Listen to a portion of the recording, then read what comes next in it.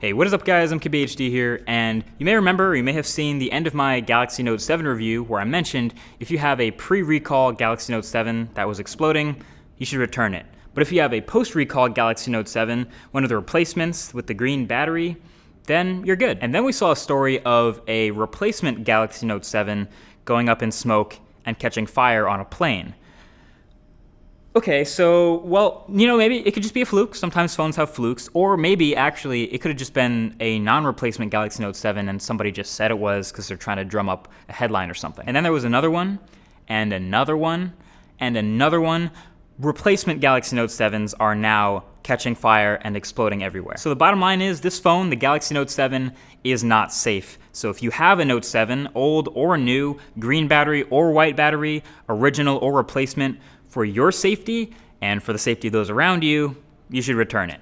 And Samsung has acknowledged this, and they have stopped selling Note 7 completely worldwide.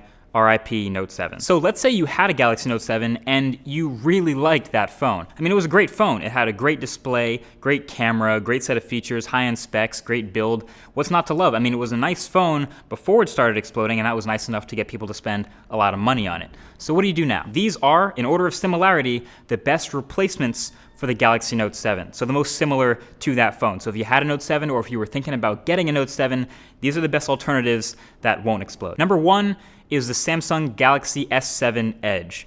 This, physically speaking, is as close as you're going to get. It's like the obvious choice, and it loses the fewest features from the Note 7. So you still get a big, bright, gorgeous AMOLED display. You still have the exact same camera, nearly identical software with the Samsung UI on top of Android, just minus the iris scanner and secure folder feature, and a few minor things. You do lose the stylus, but you actually get a bigger battery than the Note. So if you love the Note, you will love this. This is the equivalent of like a brother as far as products in Samsung's lineup goes. Number two is the regular Samsung Galaxy S7, not the Edge. So this is a little bit of a further drop off, and you lose a couple more features. You don't get as big of a display or as big of a battery. You don't get the Edge display features from the rounded sides of the Galaxy S7 Edge. But the thing is, there's almost no reason to get the regular S7 if you were on board with the S7 Edge, other than maybe you discovered that your hands are too small to use a big phone suddenly, or you just don't like having a big phone anymore. In that case, the Galaxy S7 is going to do almost all the same things, but for most people, you should still do the S7 Edge. All right, so number three is the iPhone 7 Plus. So obviously this is now going a little bit outside the family, but before you go crazy, the iPhone 7 Plus is actually a really top-notch phone, and it keeps up in a lot of the ways that the Note 7 was really good. The Note 7 was a great high-end large phone, and iPhone 7 Plus is another great high-end large phone. You'll still have a great battery life, you'll still have a great camera, and you'll still have water resistance too. It's not Quad HD Super AMOLED display, but it's easily the best 1080p display in any smartphone, so it still looks pretty good.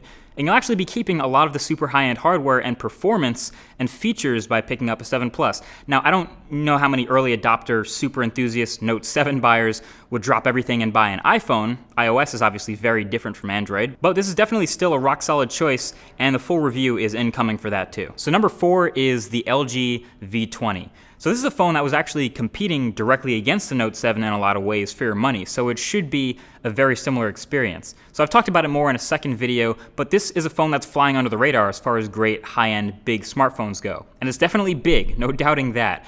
Bigger footprint even than the Note 7 itself, but when you consider you get that big removable battery, something the Note 7 obviously didn't have, expandable storage, a great camera or pair of cameras like the iPhone 7 Plus, a really exceptional DAC for great audio, and that unique second display up top for notifications and saving you screen real estate on the main display, there's a lot going for it. It's not water resistant, and obviously LG is packing a very different set of features on top of Android than Samsung is. There's no S Pen, but no other phone has an S Pen, so I think as far as big Android phones go, you probably can't really go wrong with LG V20 to replace a phone that it was competing against. So number five is a bit more of a wild card, but it's the Google Pixel XL.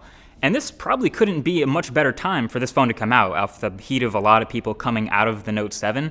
For the larger of the two phones running pure stock Android 7.1 out the box, a lot of people haven't been paying much attention to it or giving it much credit, but the Pixel XL is shaping up to be a pretty good big phone replacement. Now the caveat is it's not out right now, so depending on when you watch this, there could be a gap between when you order it and when you get it, or not, but if you can get your hands on a Google Pixel XL, it's shaping up to look like a pretty good high-end smartphone. But you will be missing some features right off the gate. The Pixel isn't water resistant, it doesn't have expandable storage, it doesn't have any of the Samsung features on top of Android, obviously. There's no stylus. The camera is sort of unproven at this point. It may or may not be as good.